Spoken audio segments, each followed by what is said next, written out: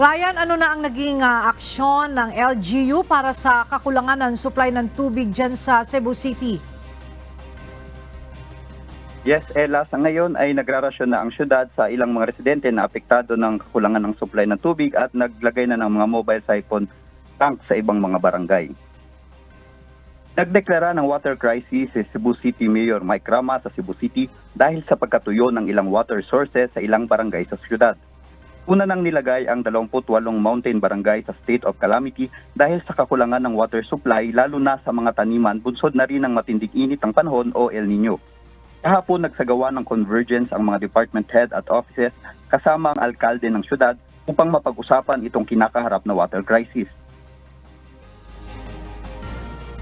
There were 11 things na ni Gawas gahapon. Bringing a convergence pangod is not new to me.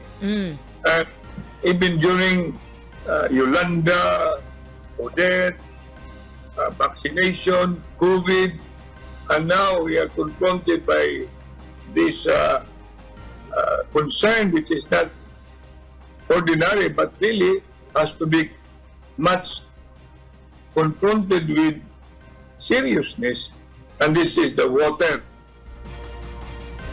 Ayon pa kay Mayor Rama, mayroon namang sapat na water sources, ngunit kinakailangan lamang ng mga practical na approach. Ang mga source sa tubig o lusaran, na ay tubig sa Tagbao, na ay tubig sa buo tao, na ay tubig sa bunbon, na ay tubig, na ay resources sa tubig. So, ang pinaka-importante karon is mo na makig-meeting yung ko because water seeks its own level. And water, once you bring it down, and it's all about logic, it's all about practical approaches, which will require piping. Number 2, impounding, which Sa ulat ng City Agriculture Department, 50% ng agri-production areas ay nakitaan na ng pagbibitak ng lupa dahil sa kakulangan ng tubig. At nagkaroon na rin ng ilang insidente ng grass fire sa Cebu City. Pinag-iingat na rin ang mga residente upang makaiwas sa heat stroke dahil sa init.